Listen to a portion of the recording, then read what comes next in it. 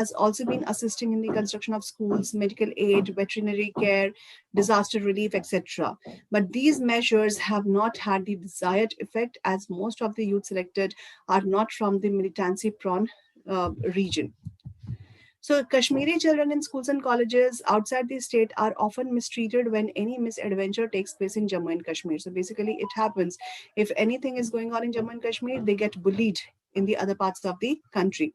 So, incidents of violence against minorities, which includes Muslims in North India, have only worsened their problems. And one cannot love Kashmiri Muslims in Jammu and Kashmir and hate them elsewhere. So Kashmiri youth feel that they face hostility from the Indian state because of their Muslim identity, so the status quo cannot be effective. Suggestion of de-radicalization camps for the youth can appear similar to the detention camps run by China for Muslim minorities. This suggestion will be exploited for political gains by pro-Pakistani elements and further vitiate the atmosphere. So administration, it has to provide protection to the Kashmiri youth when they are studying elsewhere in India. So if anything or any antisocial activity goes on, terrorist activity goes on in Kashmir, there should be a safeguard to Kashmiri youth wherever they are studying. So it is important for Kashmiri youth wherever they are, they should feel at home. This needs a real professional approach, a soft touch, and it will be regarded as a long-term effort. Otherwise, generation after generation, it will continue fighting their own country, that is India. So here, these three things that has been discussed in this article, that there should be a real professional approach towards them. Soft touch, it means whatever is going on in Kashmir, there is nothing to do with the Kashmiri youth wherever they are studying and staying. And long-term efforts are required. So you can prepare this article in the context of terrorism for essay paper, for GS3 paper. All right, that is all about this article. Moving on to the next one. Launch window for India as a space startup hub. Sector is in an embryonic stage and there is scope to build a feasible business model. So basically, privatization of space observatory is going on. Many of the private players, they are still participating in USA. NASA has also opened up for private participation. So India is also having this opportunity and a launch window is required for our country to open up a space startup hub so that professional minds can become part of it. Money can be induced into it in the space technology and all. All right. So what is the context? Context is a great space race of 20th century that has been kicked off by Soviet Union's launch of Sputnik in 1957. So basically, in 1957, Soviet Union became first country that sent its space launch in 1957. And it was a competition between world's great powers, a test of their ideologies that proved to be a anecdote of entire Cold War between the capitalist USA and socialist Soviet Union. So when Soviet Union has launched a space program, then obviously why USA will be behind. USA will also do that. So space race is on again, but this time private players are on the power field to take the next leap for mankind and democratize space usage to build commercial value. So this has huge implications for original equipment manufacturers in the space sector in India and is a promising venture for global investors. Last year, as per a report, Government of India created a new organization that is known as InSpace. It means Indian National Space Promotion and Authorization Center. That is a single window nodal agency which has established to boost commercialization of Indian space activities. So a supplement to the Indian Space Research Organization, that is ISRO, which is an agency which promotes entry of non-government private entities in the Indian space sector.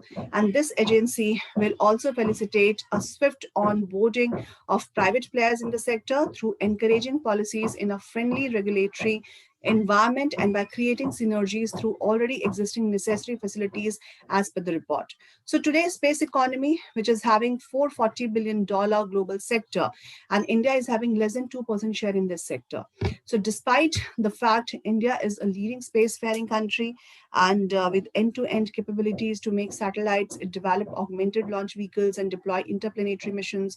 So with the total entry stage investments in space technologies in financial year 2021, it was $68 billion, and India was on the fourth place with investments in about 110 firms that totaled not more than $2 billion. Another problem is what brain drain. So good mind, they just look after opportunity outside the country. So another aspect to throw light is on the extensive brain drain in India, which has increased by 85% since 2005. So this can be, when I was a kid, when I was in my school, this brain drain problem had been discussed in my English class. And then also I have read about it, that brain drain is biggest problem in our country. And so here we are also seeing that since 2005, this brain drain has increased by 85%.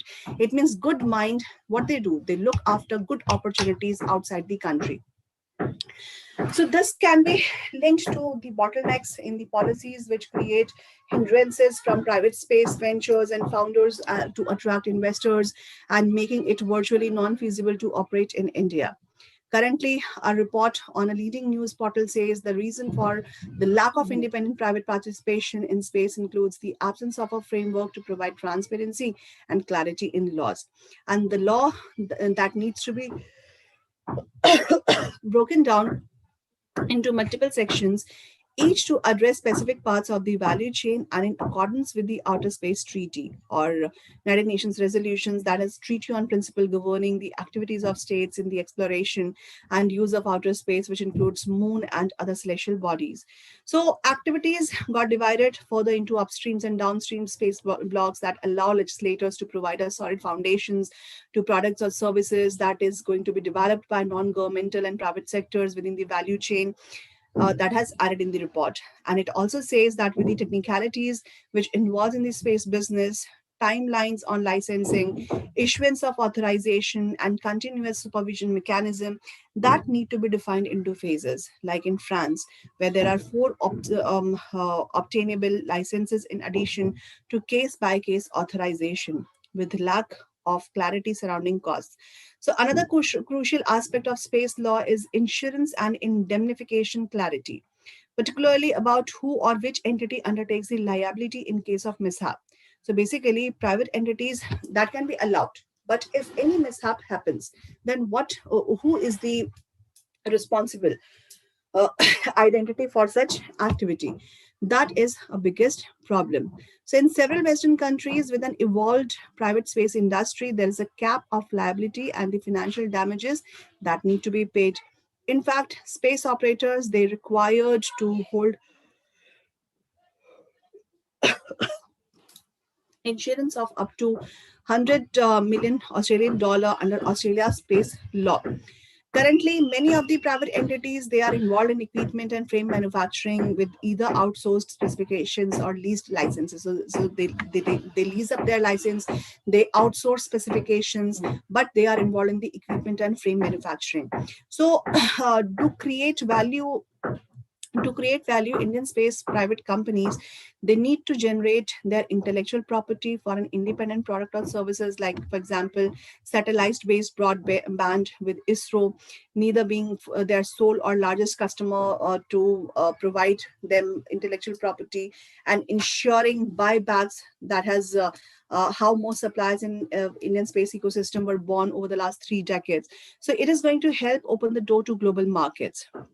Mature space agencies like NASA of USA, China's China National Space Administration, Russia's Roscosmos, and so they seek support from private players like Boeing, SpaceX, Blue Origin for complex operations beyond manufacturing support and sending their crews and supplies to the International Space Station. So these companies, they have revolutionized the space sector by reducing cost and turnaround time with innovation and advanced technology.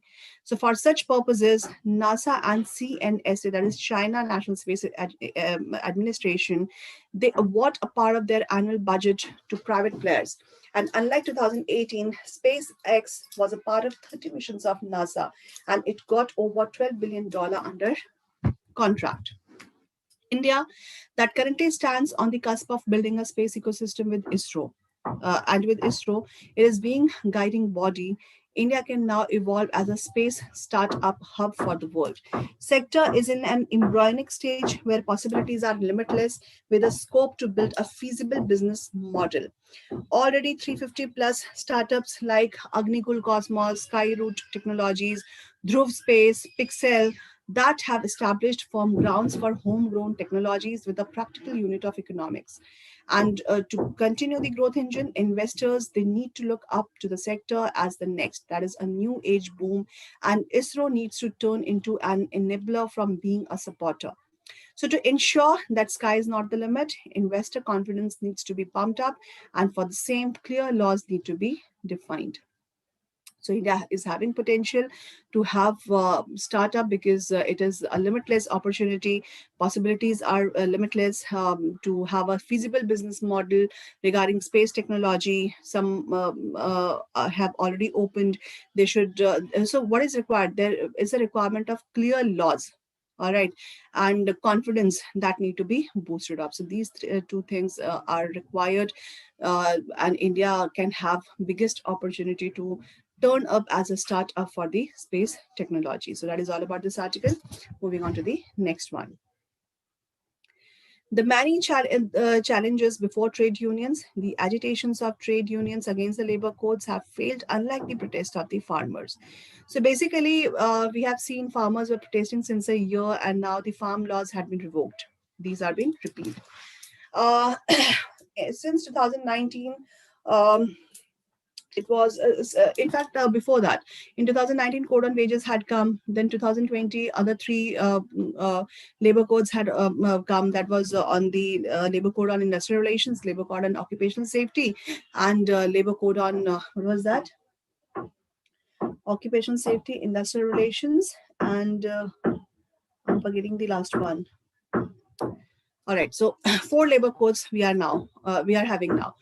And in industrial relations code, the role of trade union has been specified, that there should be 75% support of employees, then trade union can be formed.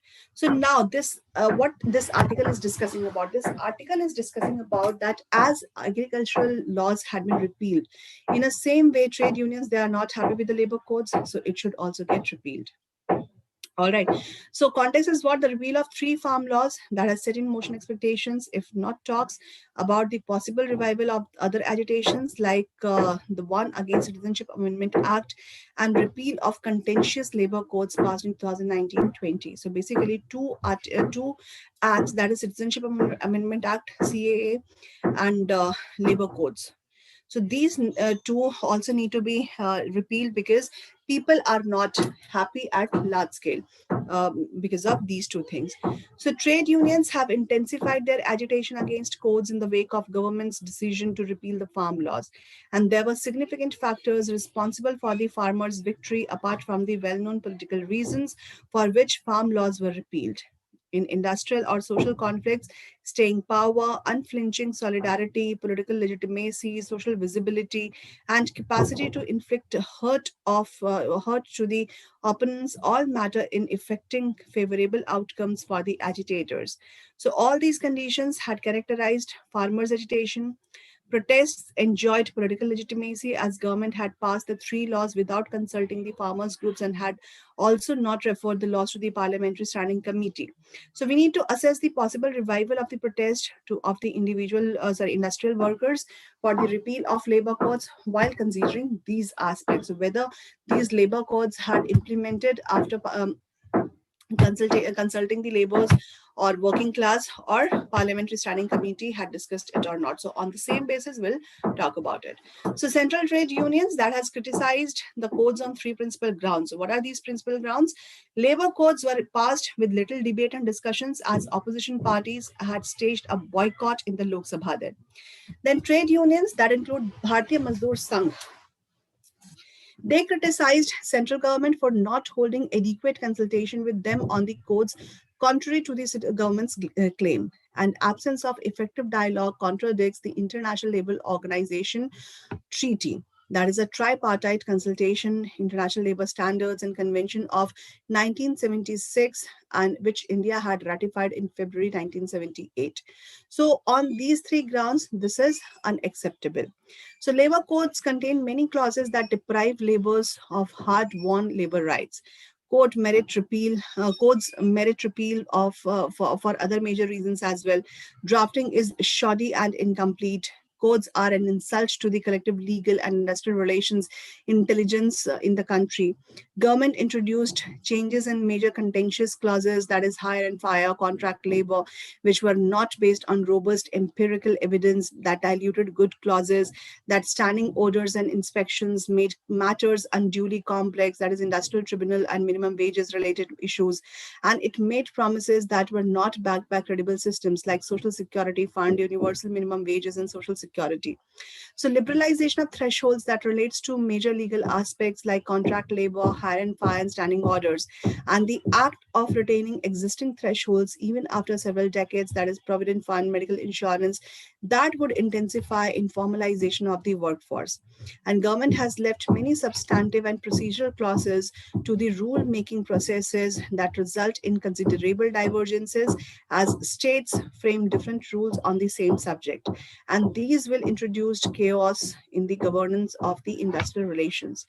So, as opposed to the success of farmers' protests, the failures of the trade unions' agitations in achieving their demands present a conundrum.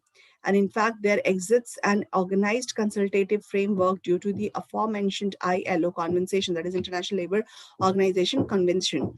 Trade unions that have a long history, and most of them have political affiliations. So, though declining trade unions still command a claimed membership of 90 to 100 million, that includes unorganized workers. And central trade unions that claimed 150 to 250 million workers participated in the recent countrywide strikes. And if that is the case, they should have shaken the government and had the codes repealed, which did not happen. So, what ails the industrial working classes clause? So, central trade unions, they are divided thanks to their political affiliations. Like out of major 12 major CTUs, 10 have been jointly spearheading agitations, that is calling for the repeal of all the four codes, and Bharatiya Mazdoor Sangh, that has been conducting its own limited agitation. That is fine with the wage and social security codes, but demands review of the industrial relations and occupational safety and working condition codes. So they don't have anything to do with the wages and social security code, but they are demanding review on other three codes. Then thousands of enterprise-based unions, they are lacking political consciousness and do not always support central trade unions agitations. So claimed strikes resulted in the symbolic acts of nominal consultations with the central trade unions by United Provinces alliances or NDA governments, and reform mandate was always alive. Then secondly, these CTUs for long succeeded in blocking labor law reforms at the national level, and substantial reforms of laws and inspections have happened at the regional level. So further, with the sly support of the government, employers have been able to achieve labor flexibility, that is the rampant contractualization of the workforce that denied to them by formal laws. And the labor codes hence matter less even if they are repealed. Then thirdly, there are around 400 million unorganized and informal workers, and they are scattered and not organized in a consolidated manner to mount significant political opposition and demand labor market securities. So more informality thanks to labor reforms will further hurt unions' agitational power. Then fourthly, unlike farmers, industrial workers cannot organize longer and larger strikes as they would lose their jobs and wages. And the presence of huge army of underemployed or unemployed and informal workers, it weakens their bargaining power, and at the best they can organize short protests. So in short, their strikes do not hurt either the economy or the government. The failures of the railway strike of 1974 and Bombay textile workers strike of 1982-83 has haunted the labor movement. Then, fifthly, larger labor reforms agenda that comprise privatization, flexible labor markets, etc., These are being supported and even pushed by global financial institutions like World Bank and International Monetary Fund, and many countries are now witnessing labor reforms. So unions are fighting in the essence against the neoliberal order for which they require intellectual sinews. Then sixth issue is what? Four codes, these has been scrutinized by Parliamentary Standing Committee. So it is another matter that codes did not reflect several of the Parliamentary Standing Committee's recommendations or included clauses which are not mentioned in the draft bills sent to the Parliamentary Standing Committees. So these procedural deficiencies may not be perceived as stark as those related to the farm laws. Then finally, the hurt government and powerful reform lobbying interest groups, they would ensure that there would not be more rollbacks, including of the codes. So in the wake of these realities, unions must come up either with the educational strategies to hurt the electoral image and prospects of the government and economy, and or exploit the possibility of legally challenging the codes that has been done in case of gig workers. Who are gig workers? Who work on the platform like online and all, and they don't have fixed salary, they don't have fixed working hours or fixed work occupations. So delay in implementing the codes thanks to adverse economic conditions or possibly due to political factors that can be a short-term consolidation, if any. So basically here lots of things had been discussed in this and in these scenarios the demands of the trade unions that need to be discussed, that need to be heard, listened, and then discussed. And there are many loopholes on which labor laws have been passed. So it need to be reviewed. That is the crux of this article. So this is all about this one. Moving on to the next one. Boosting green hydrogen. Hydrogen, that is the most promising solution to decarbonize sectors like cement, steel, and refineries. So here we need to understand the future of our environment, the future of the world regarding climate change, that is shifting or switching to green hydrogen.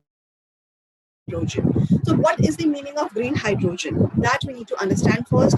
Then how it is having the potentiality to decarbonize sectors like cement, steel, and refineries. That is also need to be or required to be understand. So context is what? That Prime Minister Narendra Modi had recently announced that India would aim for net zero carbon emission by 2070. That has been taken place in COP26. So announcement was given credence by the country's solar achievements since 2015, and India is the only major economy whose policies and actions are on track to limit global average temperature, which has increased below 2 degrees Celsius and above pre-industrial levels, and which has been envisioned at the Paris Agreement. So as of now, 75% of India's energy demand is met by coal and oil, that include imports of these things, and this is expected to increase in the near future. So therefore, synergy between renewable energy and green hydrogen, that must be tapped to tackle the dependence on fossil fuels and take greater advantage of India's solar capacity. So hydrogen, particularly green hydrogen, that is a crucial weapon in India's arsenal to fight climate change, as it improves the long-term energy storage capabilities of renewable energy. So simplest element in the periodic table is also the most promising solution to decarbonize sectors like cement, steel, and refineries. So hydrogen, it can provide low-cost decarbonization solution for over a fifth of the final energy demand by mid-century. That contributes a cumulated reduction of 80 gigaton of carbon dioxide, and that is an essential solution to reach 1.5 degrees Celsius climate scenario. That has been read in a recent statement from Hydrogen Council. So several major economies who are adopting legislation to reduce carbon emissions, they are also catalyzing global efforts towards transition to green hydrogen. A low carbon source of energy that is required to generate hydrogen through electrolysis, that is splitting of a water molecule into hydrogen and oxygen. That is what green hydrogen is. Just split up hydrogen with oxygen. Then hydrogen product produced is coded with a color that depends on the method of its production.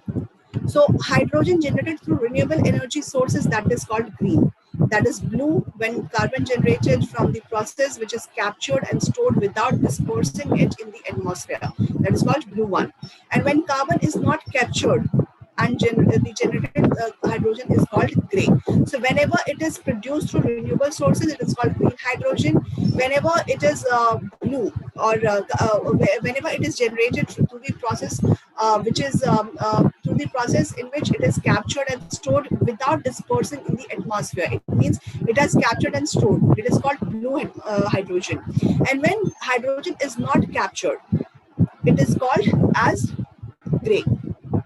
So nearly 70% of investments that require to produce green hydrogen through electrolysis that goes into generating renewable energy.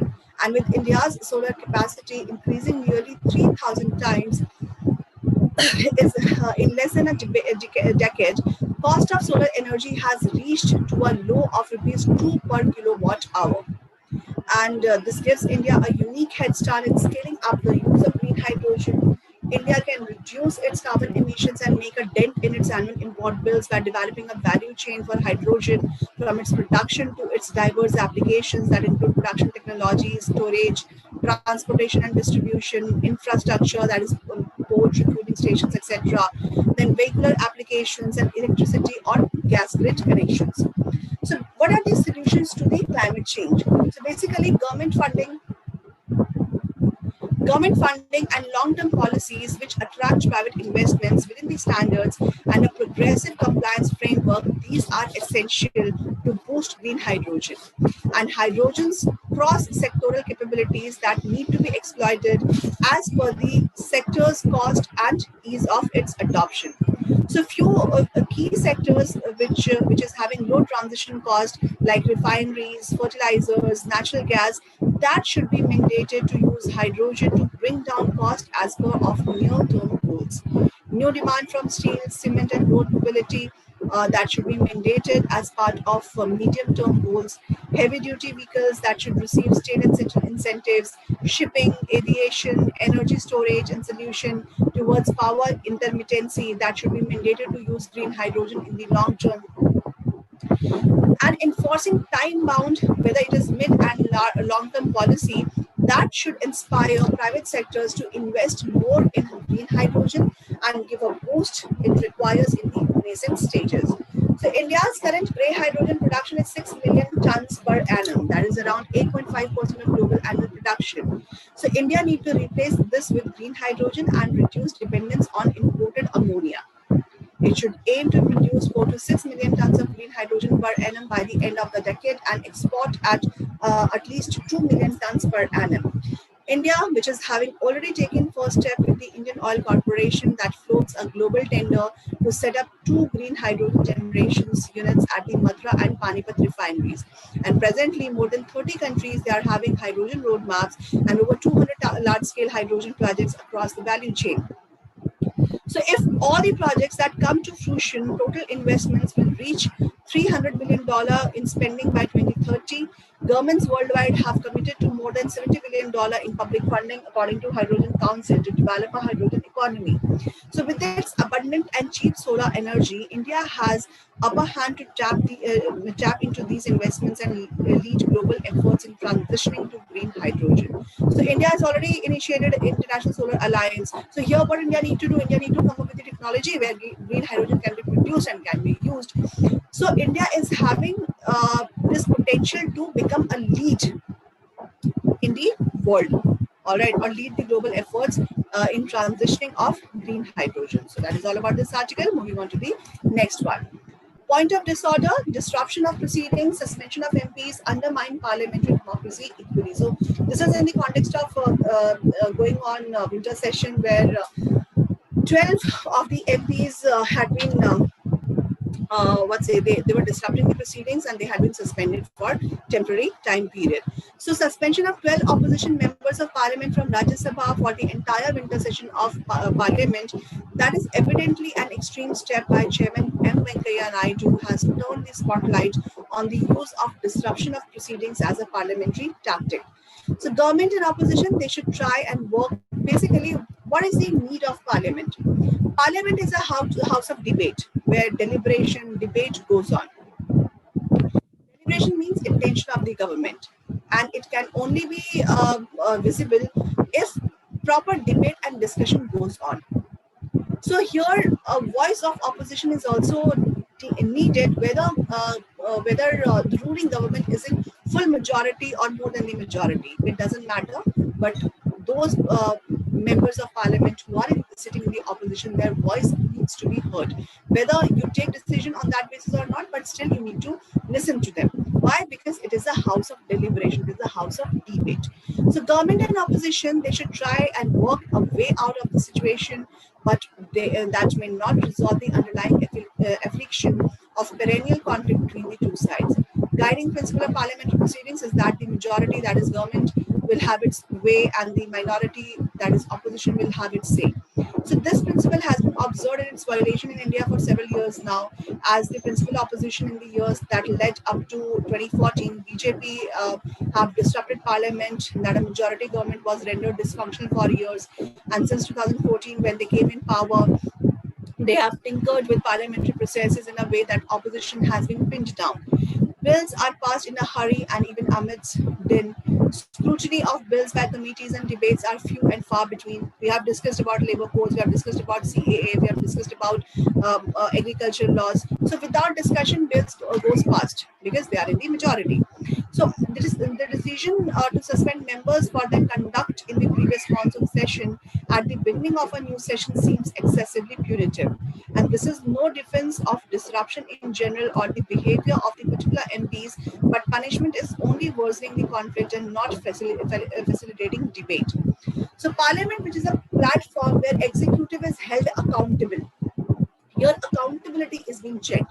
So executive is held accountable to the representatives of the people, that is legislatures. So that is where people's representatives raise matters of public concern and they seek government's attention. So this trend of weakening that process in the name of efficiency is not merely undermining the spirit of democracy, but it is also landing government itself in a difficult spot, as the mayhem that followed the hurried passage of three controversial farm laws last year has been shown. Parliamentary debates that should not be viewed as a distractions or waste of time. They are a barometer of public mood and must be respected as such by both ruling side and the opposition. So disruption as a brief momentary reaction to a situation which demands debate is understandable, but as a sustained strategy, it is a self-defeating. So absence of opposition that will only leave government even more unchecked. And it was BJP's Arun Jaitley who had been theorized on the legitimacy of disruptions as a parliamentary instrument. And it is time to shun that idea. Government must make amends to restore the function of parliament by deferring to parliamentary mechanisms, and it also through informal channels of communication with the opposition. So here, as I've said, that what is parliament? Parliament is a house of debate and discussion. So debate and discussion are essential part of democracy. It needs to go on. Why? Because they are sitting representatives of the population of India or citizens of India. So their voice need to listen. So discussion or debate in parliament is not wastage of time, but it is about accountability, checking the accountability and checking whether anything is wrong or not. So this is all about this article. Moving on to the next one. Errors of judgment. There seems to be a palpable error in a recent Allahabad High Court an order on POXO might be set right. Which must be set right. Basically, here this article is discussing about POXO Act, and under this Act, Allahabad High Court has given a decision, minimized the punishment of an offender on such grounds. So that will talk about what is the entire matter. So Allahabad High Court has recently held that oral sex with a minor, which was about somewhere 10 years of age in this case, is not a case of aggravated penetrative sexual assault under POXO Act. And this is shocking.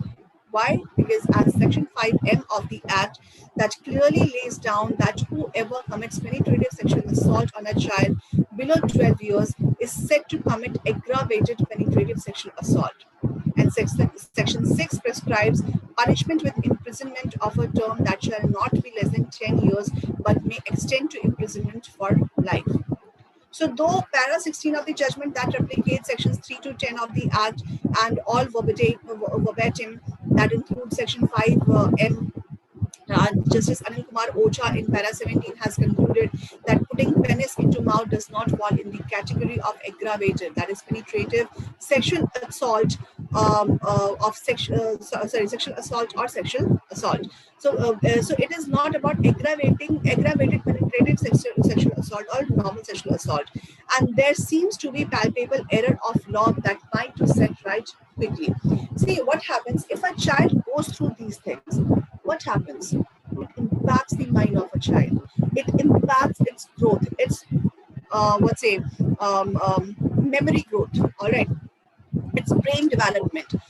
It changed the personality of a child, which is having a potential to become a star, but somewhere it lights just faded away. So here, these type of punishments, that there should be some vision of it. Allahabad High Court, whatever it has done, it is termed as an error in the law.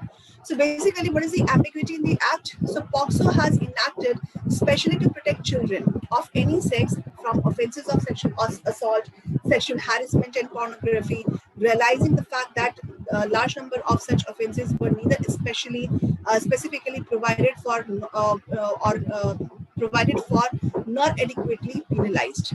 So, statement of objects and reasons of the act that has reinforced legislative intent, which has made clear by providing neutral definitions and enhanced punishments for various offences of sexual nature. Section 42 on alternate punishments had specifically introduced in POCSO to award greater punishment in case of difference when compared to any other law in force, and Indian Penal Code was also amended to remove anomalies in the quantum of punishment for same or similar offences. Secondly, there is no ambiguity about the language which has been used in Section 5 of the Act. So recently, Supreme Court, while discussing the requirement of skin-to-skin physical contact in case of sexual assault, held that where the language of a statute was clear, the intention of legislature was to be gathered from the language used. And in the absence of any ambiguity of languages used in Section 5 about the definition of aggravated penetrative sexual assault, there was no reason for the court to deviate from the law and order lesser punishment. So rule of lenity, though not discussed in the judgment, had no application in the case. And thirdly, it was not a case where court had any discretion to award lesser punishment than the minimum 10 years as prescribed in Section 6 of the POCSO. So it was not court's discretion to lesser down the punishment. Then earlier courts had discretion under Section 376, that is punishment for rape of IPC, to award lesser punishment than the minimum prescribed by the recording adequate and specific reasons. Supreme Court in State of Rajasthan versus Vinod Kumar 2012 had set aside High Court order that reduced sentences less than the minimum without recording adequate and special reasons. So this discretion was taken away by amending Section 376 of the IPC in February 2013. So since POCSO Act does not provide any discretion in awarding punishment of imprisonment, High Court was mandated to adhere to statutory provisions. Fourthly, High Court did not deliberate on the reasons for not considering the offence as being aggravated nature. So age of victim, that was recorded as about 10 years and did not fall even under the category of marginal difference from 12 years. Supreme Court has held that recording of reasons by a judge is not a mere task of formality, but an exercise of judicial accountability and transparency that makes the decision available for further scrutiny at the touchstone of reasons and justice. Fifthly, it was not even a case where provisions of minimum punishment of 10 years imprisonment for aggravated penetrative sexual assault was under challenge for being disproportionate to the objective of protecting children aged less than 12 years as compared to the gravity of the offence under Article 14 of the Constitution. So when no such test of reasonableness was under scrutiny and the court fell into error by not considering offence under the applicable relevant sections. So despite quoting the relevant sections of aggravated penetrative sexual assault, High Court overlooked Section 5M of the POCSO and convicted the accused for penetrative sexual assault with lesser punishment. Since monitoring of implementation of the Act is the responsibility of the National Commission for Protection of Child Rights, the State Commission for the Protection of Child Rights and state government decision that appear to be per incuriam, that must be challenged so that accused is not allowed to escape from the clutches of the appropriate sections of the POCSO Act. So here in the crux of this article, we can say that POCSO Act has made, or its provisions have some meanings. There is no description, discretion of High Court to lower down the imprisonment. So this decision is not acceptable. Supreme Court has already taken such steps in the past and need to be taken now. And by reducing the number of by reducing the imprisonment of the offender, it is not acceptable basically, and it will not allow to escape offender from the clutches of the law or sections of the POCSO Act. Next article is Births and Rights. Laws on reproductive rights must recognize differences in orientation, relationship choices.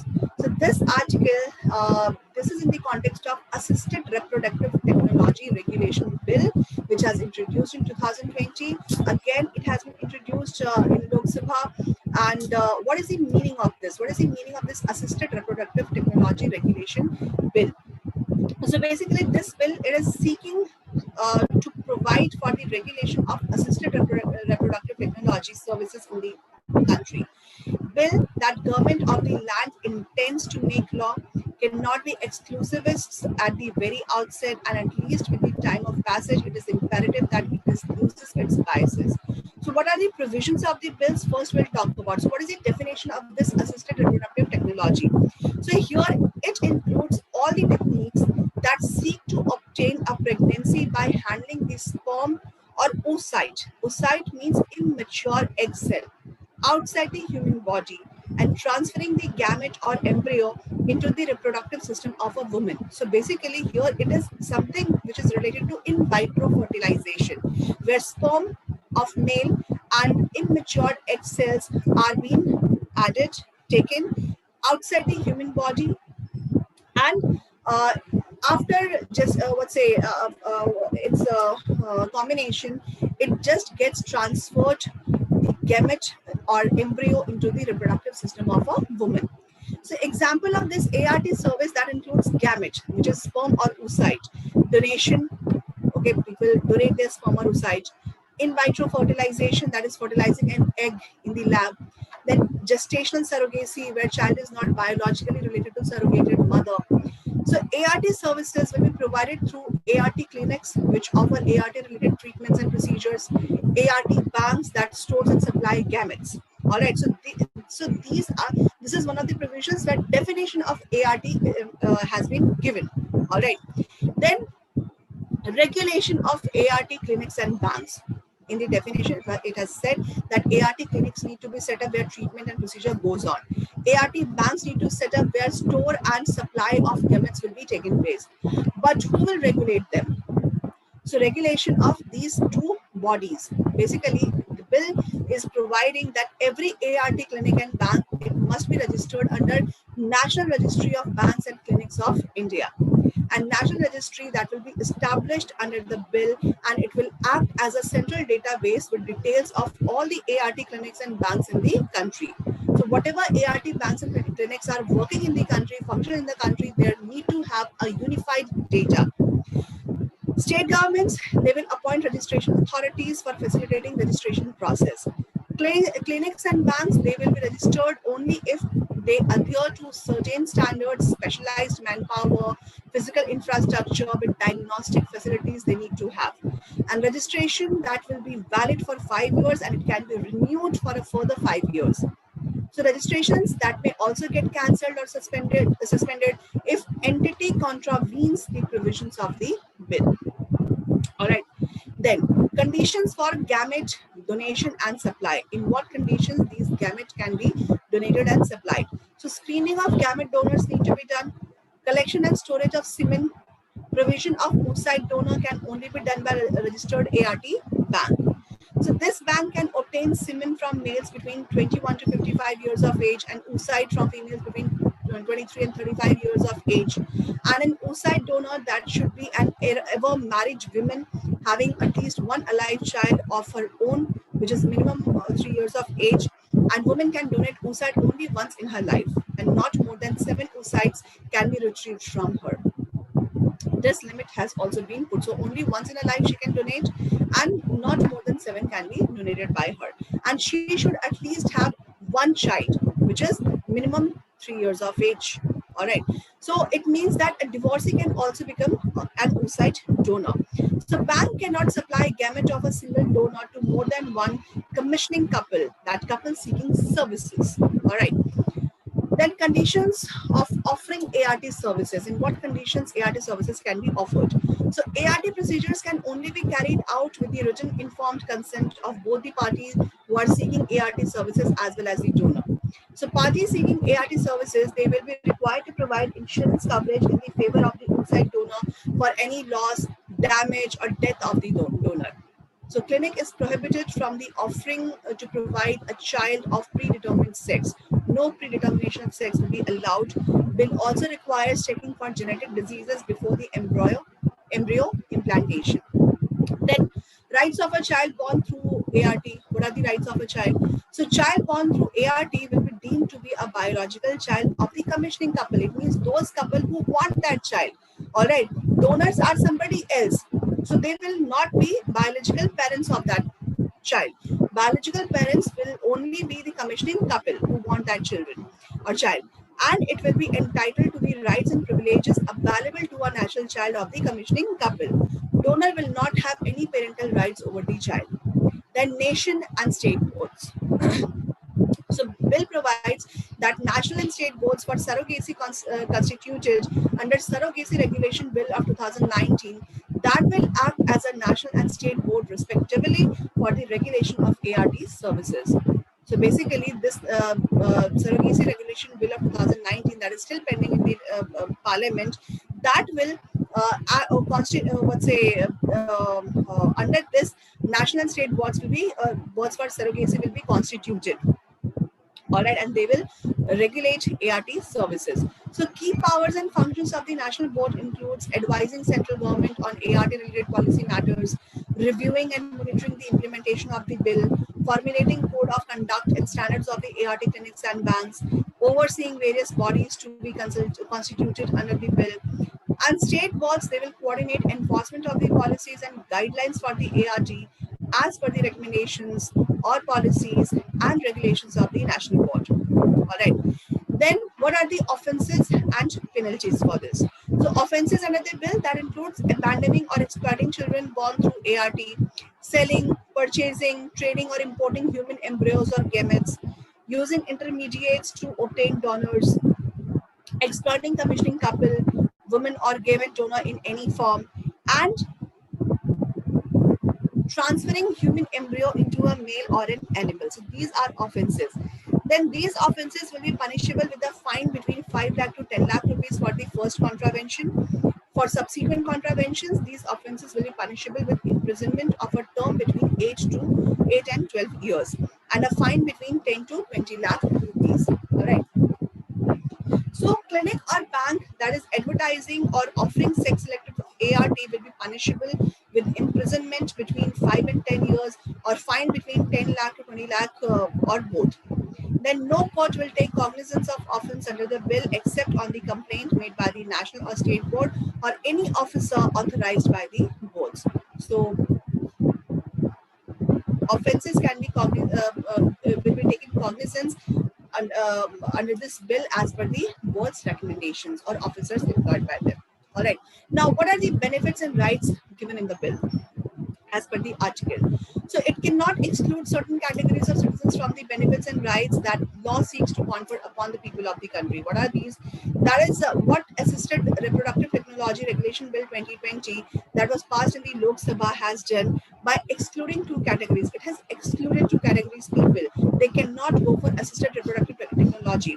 These are LGBTQIA plus and single men. They cannot go for adoption of, or they cannot go for this assisted reproductive technology. All right. So undoubtedly, the time has indeed come for such a bill for government intervention to regulate the field for fertility treatments, and by seeking to establish a national registry and registration authority for all the clinics and medical professionals in this segment, it will fill a vacuum. Bill has provisions to protect rights of the donors, commissioning couple, and children born out of ART. We have talked about it. And to grant and withdraw licenses for clinics and banks, that is depending on the performance factors. And it proposes to make it impossible for outlaws to operate within the system and profit from it while exploiting patients. It also plans to put an end to illegal trafficking in embryo and mistreatment of the poor coerced by their circumstances into donating egg or sperm. Then, what are the exclusions in the bill? That is called a point of criticism.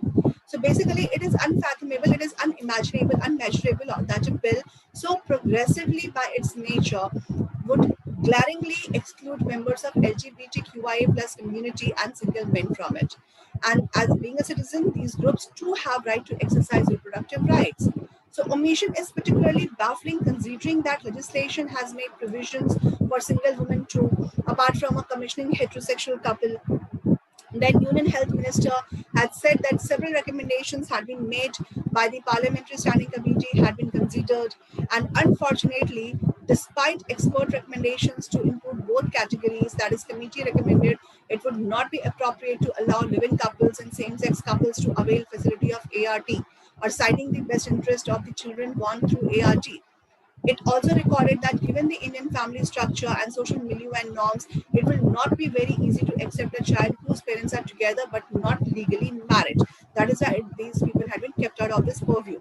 So the law would do well to be cognizant of the sentiments of the people. Its purpose is also to nudge retrograde social norms out of their freeze frames towards broader acceptance of differences and preferences. Legislators have also pointed out that surrogacy bill intrinsically connected with the ART bill was pending in the Rajya Sabha, and that it would only be appropriate that both the bills be considered together before they are passed. Surrogacy bill we have talked about, under which national and state boards will be constituted. So this bill also need to be passed by the parliament, and both the bills work together, then it will be worked fine. And the ball is now squarely in the court of the upper house, that is Rajya Sabha. Legislators, they can still set right the omissions and introduce spirit of justice in the letter of the law. So that is all about this article. Moving on to the next one. A white touch to a refreshed green revolution, the Amul model of a socio-economic enterprise has immense potential to aid India's crop-growing farmers. So basically, in this article, reform in the agriculture sector has been talked about, and it has said that it should be done in a manner, in a way, how revolution has brought in the milk. All right, milk revolution or white revolution. So how milk production had focused upon, basically the focus of white revolution was on the improvement in the status of the farmers. All right, not on the improvement of the production of the milk. And that is why white revolution was quite a success as compared to green revolution, which focused on the increase in the productivity, not on the increment, or not on the improvement in the status of the farmers. These are the differences basically in the white revolution and green revolution. So here it is discussing that a refreshed green revolution, the white touch to a refreshed green revolution is required. What is that? We'll talk about it. So context is what, that November 6, 2021, that is has been celebrated in Anand, that is in Gujarat, as the 100th birth anniversary of Verghese Kurian, who was leader of India's white revolution. And that increased the incomes and wealth of the millions of cattle owning small farmers in India, many of them among were women. So November 26, 2021, that is also celebrated as a year of farmers' protest.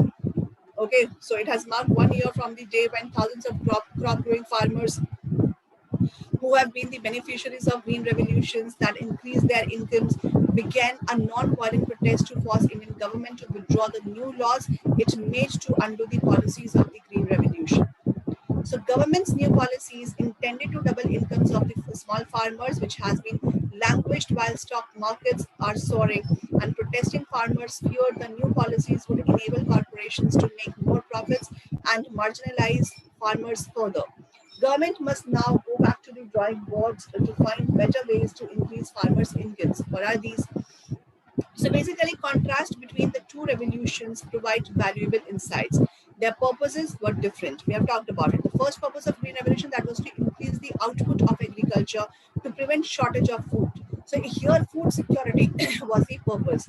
And purpose of white revolution, that was to increase the income of the small farmers in Gujarat, not the output of the milk, because output of milk was already improved, but they were not getting the right amount of it.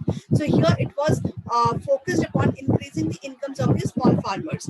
So green revolution, that was largely a technocratic enterprise driven by science and the principles of efficiency. Here chemical fertilizer, uh, hybrid seeds had been used. And white revolution, that was a socio-economic enterprise driven by political leaders, particular principles of equality.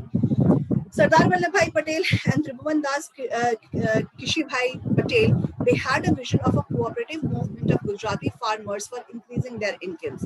And Varghese Kurian recounted in his autobiography, I too had a dream, how they enrolled him in their visionary enterprise and how he became a servant of the farmers for whose sake the enterprise was created and amongst whom he lived. So Amul had become one of the India's most loved brands and is respected internationally too for the quality of its products and the efficiency of its management. It has successfully competed with the world's largest corporations and their well-established brands. And the fledgling farmer-owned Indian enterprises of two Patels, that is Sardar Vallabhbhai Patel and Tribhuvan Das Kishibhai Patel, they sponsored had many technological problems to solve. That is why they enrolled Boris Kurian, who had studied engineering in the USA on a Government of India scholarship, and he and his engineering compatriots in the organization, they compelled to develop solutions indigenously when Indian policymakers, influenced by foreign experts, said Indians could not make it, but he made it possible. Now, Kurian's accounts on the political battles he fought for Make in India and of can-do spirit and innovations of Indian engineers are inspiring. And however, he repeatedly emphasizes as the enterprise achieved its outcomes of empowering farmers because the governance of the enterprise to achieve equity was always kept in the foreground, with the efficiency of its production processes in the background as a means of the outcome. And Green Revolution's aim was to increase outputs by applying scientific breakthroughs, which with the method of management to obtain economies through scale that requires inputs like chemical fertilizers to be produced on the scale at the low cost. Then large fertilizer factories had been set up for the green revolution. Large dams and irrigation systems had required to feed water on the large scale.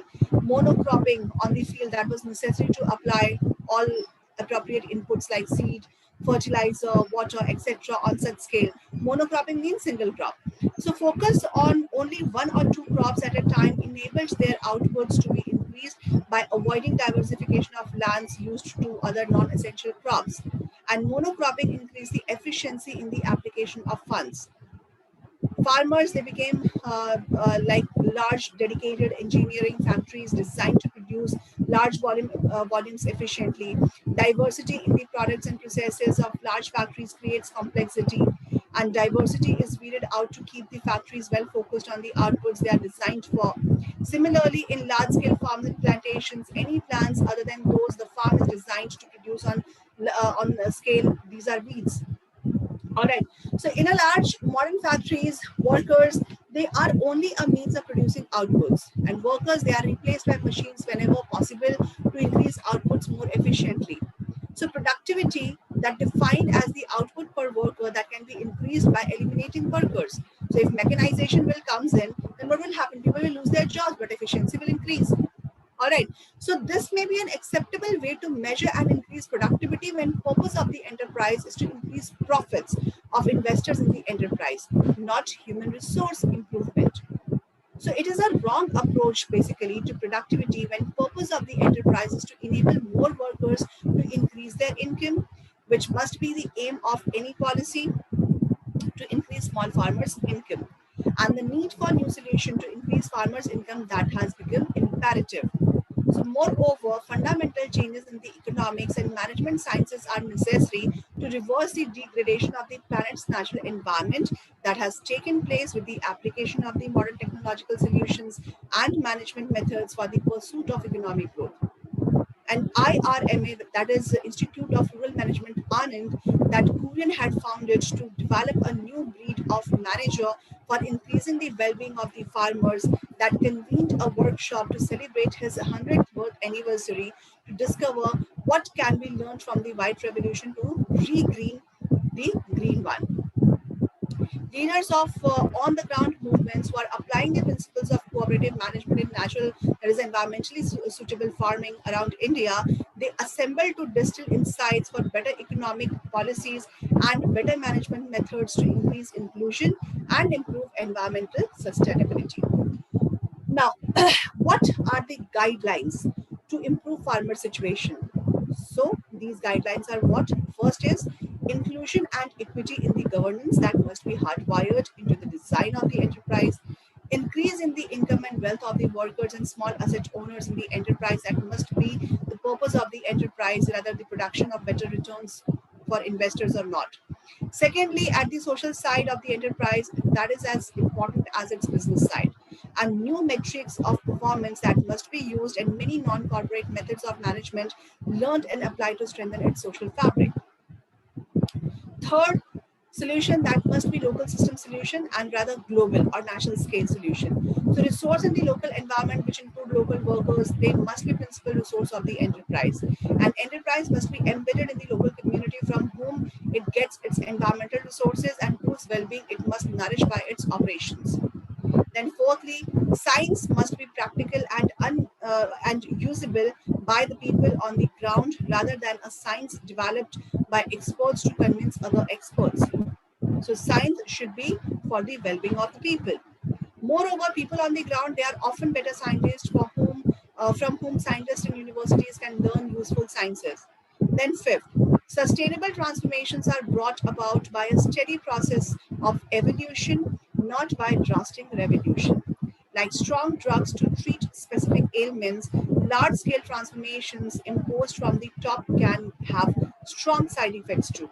They slowly weaken the patient's health, as scientific managerial solutions of the Green Revolution have harmed the soil and water resources of the northern India. We know about it. Injudicious use of fertilizer, chemical fertilizer had been used on the soil.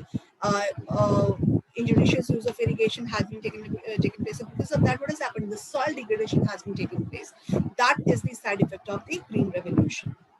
All right. Then, spectacular results if we talk about. So, large-scale farming using modern scientific methods, that was the approach in the South Soviet Union to improve agricultural output, as it is in the case of USA, and it achieved equally spectacular results. So, basically, they used modern scientific methods, and result was good. So it wiped out peasants in the Soviet Union and has swept off small farmers in USA. Kurian told Premier of the USSR, Alexei Kosygin, who visited him in Anand, that top-down ownership of enterprises, whether by the state in the Soviet model or by remote investors in the capitalist model, was the wrong solution. Why? Because they have wiped out small farmers, and India is having large number of small farmers. So essence of democratic economic governance is that an enterprise must be of the people, for the people, and governed by the people too. All right. So that is all about this article. Moving on to the next one. Breathing fresh air into the NCR's pollution control, revisiting the UN Environment Programme's review of China's strategy provides useful lessons for the policymaker. So here, Beijing and Delhi's air pollution had been discussed, compared, and it was find out that Delhi should also focus on Beijing solution. All right. So what is the context? So experts frame environmental concerns in the technical terms, that is pollutants, their monitoring and penalties, whereas air pollution in cities is driven by urban form and transport infrastructure. Solutions are depending on the stage of its development. So basically, NGT, that is National Green Tribunal, they begin the process of taking a new look at an old problem by asking government to list its causes. What are the causes of the pollution? For example, there is a report that NGT directed the Ministry of Environment, Forest and Climate Change to modify National Clean Air Program that proposes 20% to 30% reduction of air pollution by 2024. And this National Clean Air Program, with its collaborative and participatory approach, it monitors targets, emergency measures, and even role for international organizations has still to make an impact. So just a day ago, that was on December 2, Supreme Court of India had asked pertinent questions. Despite the compliance reports, why are the results of the ground negligible, and what is the Commission for Air Quality Management in the National Capital Region doing? So at a hearing where court gave the central and Delhi government 24 hours to come out with a suggestion to control air pollution, Solicitor General's response was that Commission's power structure needed reworking, to which an exasperated court asked for creativity. And this exchange had raised fundamental question about the role of the Commission, that it should be doing, and not just what it has done, as it has not been responding to the interdependent causes driven by complex urban problems. So urban transformation, that is a social process where people, service, lifestyles rather than a physical problem, that is congestion, technology, regulation. So focus of the commission that has to be on how cities are organized, which in turn requires collaboration between multiple stakeholders. So challenge is what to move away from solutions that merely requires coordination between discrete administrative units and enforcement taking the matters to the courts. So what we need to learn from Beijing? So basically, UN Environment Program's review of Beijing's control of air pollution that provides useful lessons for the policymakers. What is that? That Delhi and Beijing, both of them having both, would say, similar size of cities. Okay, so both the cities are having similar size of population, and that is comparable on that basis. Delhi shares with what it shares with Beijing and other cities. These are three stages in dealing with urban air pollution as a long-term task. It starts with end of pipe air pollution that control, gradually moving to integrated measures targeting primary pollutants. These are sulfur dioxide, nitrogen dioxide, and particulate matter 10 and carbon monoxide. And government playing the main role in controlling it. Later, secondary pollutants, that is particulate matter, that is leading to smog. Primarily, this is PM 2.5, and that became the main focus for control with the regional coordination mechanism. So similarity ends here. All right, so these are some of the similarities. So review of the UN points to a management system which is characterized by the systematic planning, strong monitoring capacity, local standards, specific enforcement mechanism, and public awareness.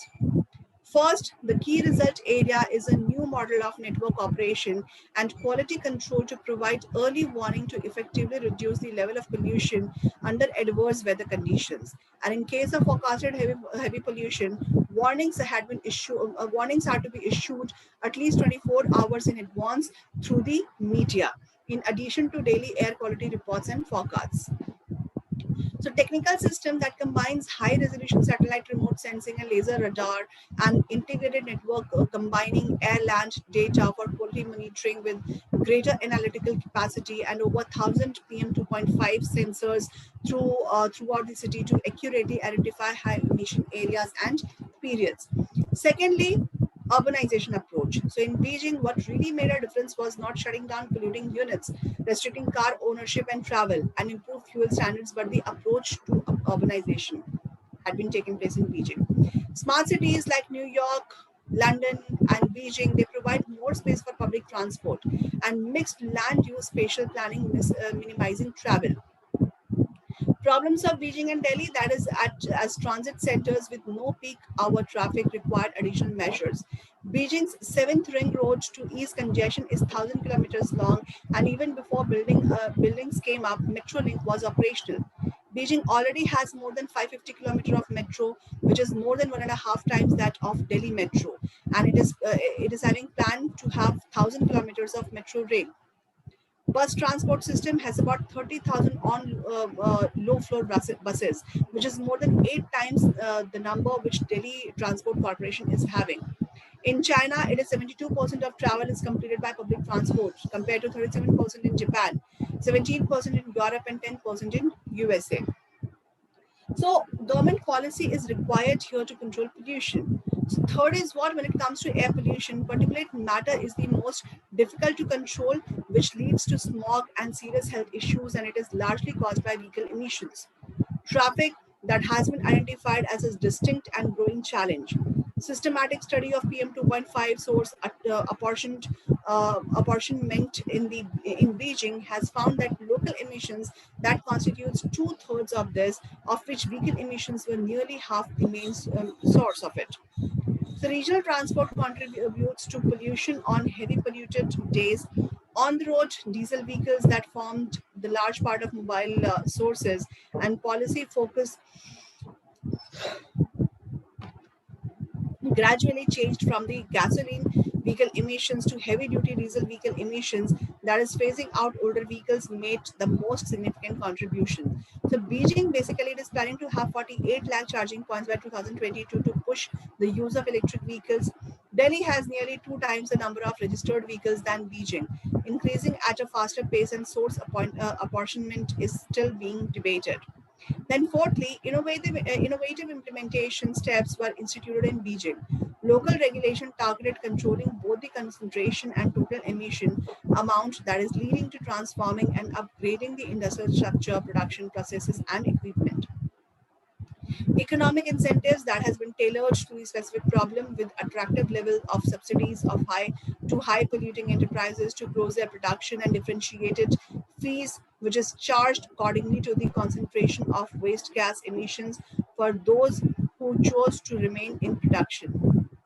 Then enforcement at the municipal and state level is coordinated, with each level having different responsibilities and a mechanism for cooperation.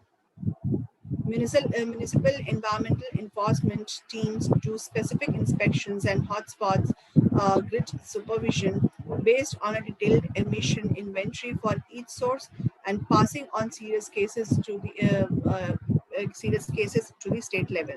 Then lastly, independent evaluations review the air quality management system, which conduct quantitative assessment of the pollution reduction effects in the selected areas, and they analyze new challenges, provide recommendations for enabling further improvement in the air quality, and building public support.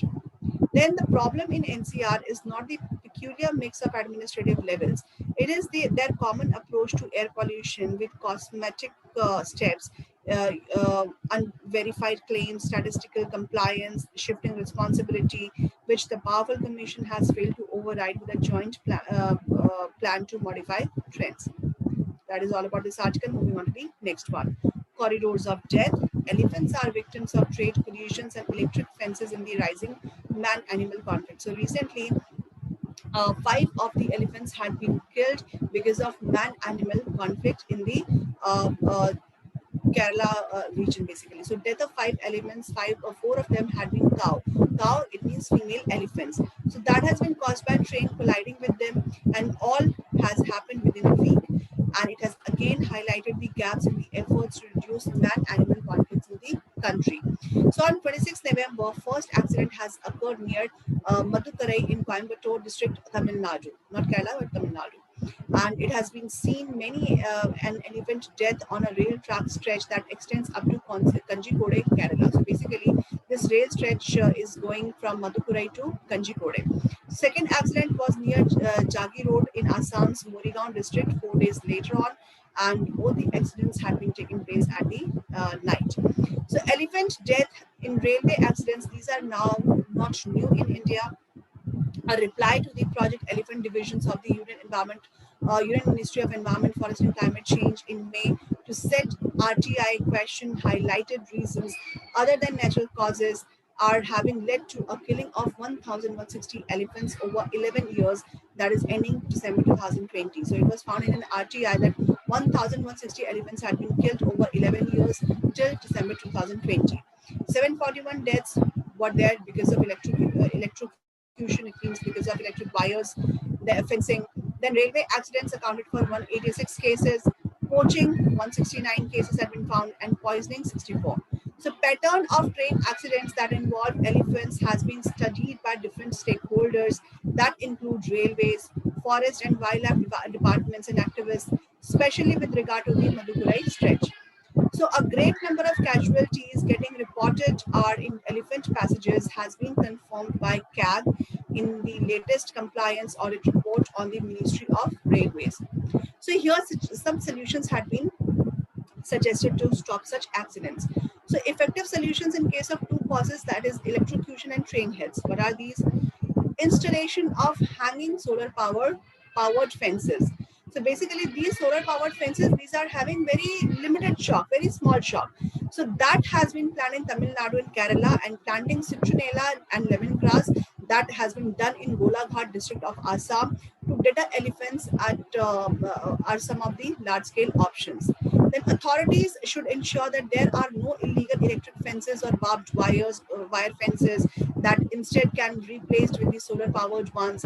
Needless to say, participation of local communities is crucial.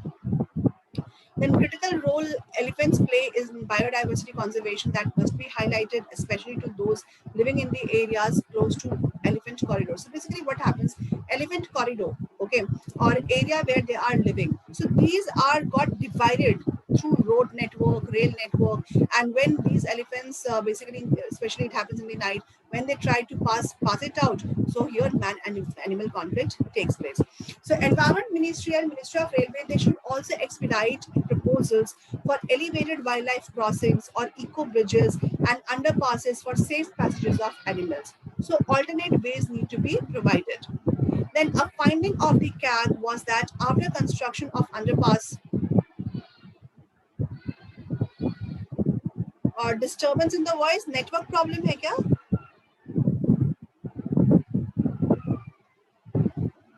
Network problem की हाँ, background noise.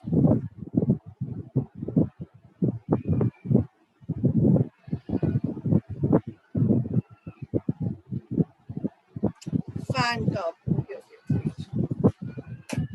Is it okay now? Chalo.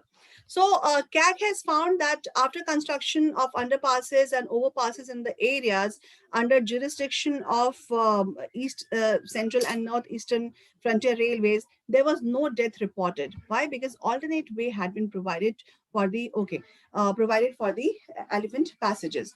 So, authority, they should expedite other recommendations made by CAG, like periodic review of identification of elephant passages, more sensitization programs for railway staffs, standardization of track signages.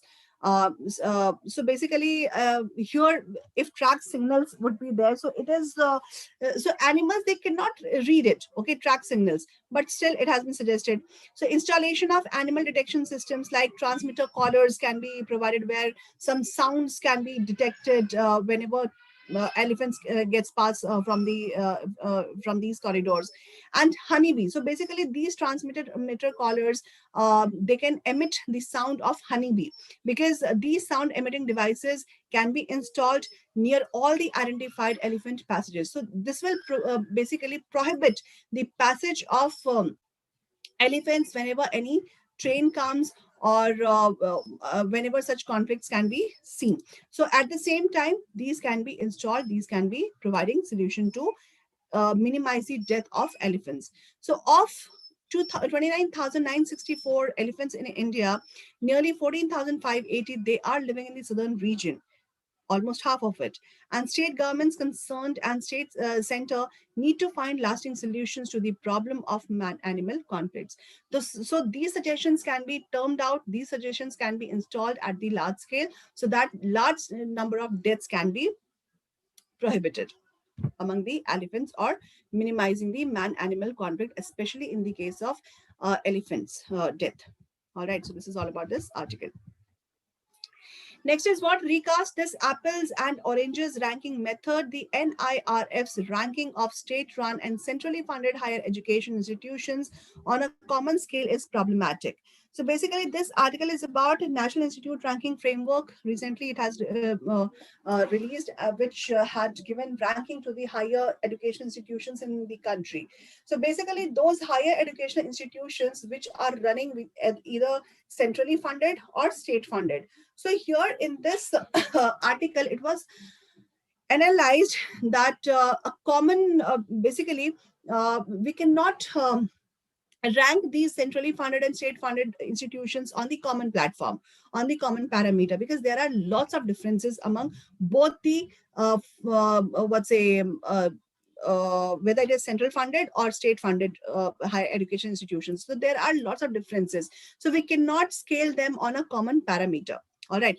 So context is what? Ranking of state-run higher educational institutions together with centrally funded institutions such as Indian Institutes of Technologies, Indian Institute of Science and National Institutes of Technologies, central universities, etc., using the National Institutional Ranking Framework or NIRF.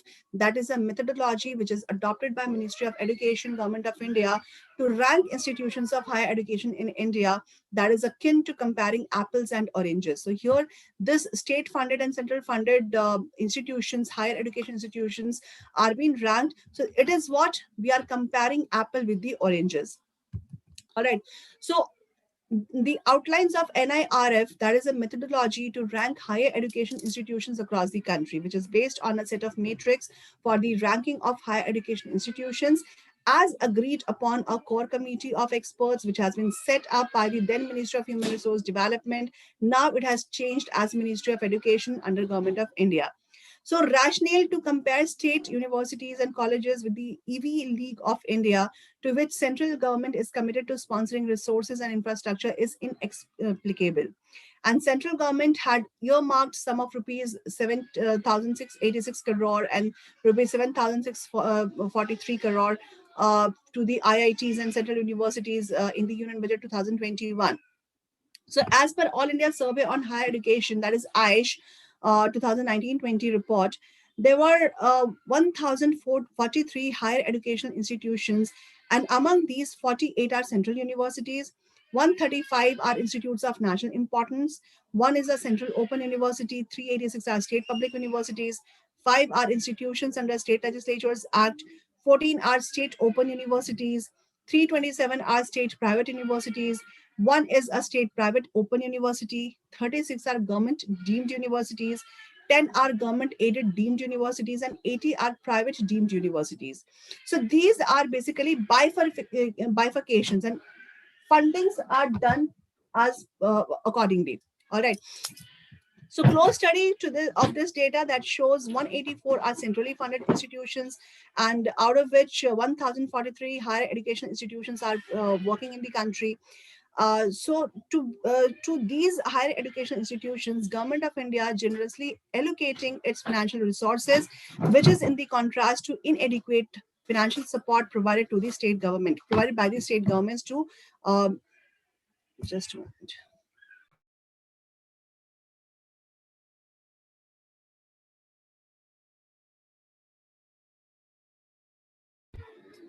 All right, sorry. So basically, yeah, I was on where I was. So a close study of this data that shows 184 are centrally funded institutions, and these are out of 1,043 higher education institutions functioning in the country. So to which Government of India has generously allocated its financial resources, which is in the contrast to inadequate financial support, which is provided by state government to their respective state public universities and colleges. And this is ironically, out of total student enrollment, number of undergrad students, these are largest in the state public universities, followed by state open universities. It means in the central funded universities, number of students are less as compared to state and state open universities. So financial health of state-sponsored higher education institutions, that is an open secret, with salary and pension liabilities barely being managed. Rating such institutions, that centrally funded institutions, does not make any sense. Interestingly, no agency carries out a cost-benefit analysis of state versus centrally funded higher education institutions on the economic indicators like return on investment government made into them, and contribution of their students in the nation building parameters like number of students who passed out serving in rural areas, that is, who are living in tier 2 or tier 3 cities of the country, and bringing relief to common man.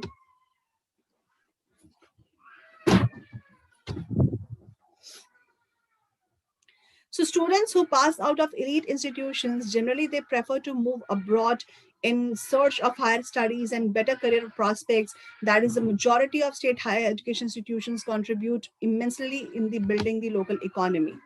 And in such challenges, state higher education institutions they face in their day-to-day functioning, and national institutional ranking framework seems to have taken cognizance of only the strength of institutions, that completely disregarding the problems and the impediments they encounter, and hence they are disallowing a level playing field to state universities and colleges and their centrally funded counterparts. So it need to be noted that 420 universities in India, they are located in rural areas. They are having scarce resources and like a diastical attitude of states that precludes such institutions from competing with centrally sponsored and strategically located higher educational institutions. So in such a scenario, we cannot compare both the cases on the similar platform. So ranking parameters, what had been used. So basically, NIRF ranking rank higher education institutions on 5 parameters. These are what? These are teaching, learning and resources, research and professional practices, graduation outcome, outreach and inclusivity, and perception. So to take stock of the situation, we need to analyze two important NIRF parameters in the context of state higher education institutions. So first is what's teaching, learning and resources, that include matrix like student strength, including doctoral students, faculty student ratio with an emphasis on permanent faculty, combined matrix or faculty with the qualification of PhD or equivalent and experience, and financial resources and their utilization. So, in the absence of adequate faculty strength, most state higher education institutions that lag behind in this crucial NIRF parameter for ranking, depleting strength of teachers from 15 lakh, more than 15 lakh in 2015-16 to 15 lakh 3,156 in 2019-20. It means number of teachers had got depleted. As a result of continuous retirement and low recruitment has further weakened the faculty student ratio with an emphasis on permanent faculty in higher education institutions. Then research and professional practices that encompass a combined metric for publications, a combined metric for quality of publications, intellectual property rights or patents and the footprints of projects, professional practice and executive development programs. And most of the laboratories, they need drastic modernizations in keeping pace with today's market demand. So it is no wonder that state higher education institutions they fare miserably in this parameter as well, while pitted against central institutions. Interestingly, the share of PhD students in the highest in the state public universities, these are 29.8%. This is followed by institutes of national importance, these are 23.2%. Deemed universities, private, they are having 13.9%. Central universities, they are having 13.6%. So the funds state higher education institutions receives, these are much lesser when compared to centrally funded institutions. So, as quality research publications and the number of patents filed in state higher education institutions, these are contingent on equipped laboratories, modern libraries, and generously funded infrastructure that is imperative for policymakers to reorient financial allocation strategies towards state higher education institutions. Similarly, three other parameters to offer little opportunity for state higher education institutions to compete with their better and conveniently placed competitors for ranking. And the total number of enrollments in the higher education that has estimated to be 38.5 million, that is among which 19.6 million are boys and 18.9 million are girls. Our female students, they constitute 49% of the total enrollment. So now what struggle they are facing? So there is another aspect, state higher education institutions, they are struggling to embrace emerging technologies which involve artificial intelligence, machine learning, blockchains, smart boards, handheld computing devices, adaptive computers and testing for student development and other forms of education software hardware to remain relevant as per the new educational policy. So, when these two are put together, ranking higher education institutions on a common scale, purely it is based on strengths without taking note of the challenges and the weaknesses they face is not justified. So, now it is the time that NIRF plans an appropriate mechanism to rate the output and the performance of institutes in the light of their constraints and the resources available to them. All right. So this is all about this article, and this is all about the day. All such important articles we have discussed in today's session. I hope it is useful for you, and you can make notes as per your suitability. So for today, that is it. For this week, that is it. We'll meet up with another set of articles, another set of editorials in the next week's class. Till then, have a nice weekend. Have a nice day. Bye bye. Take care. Recording has stopped.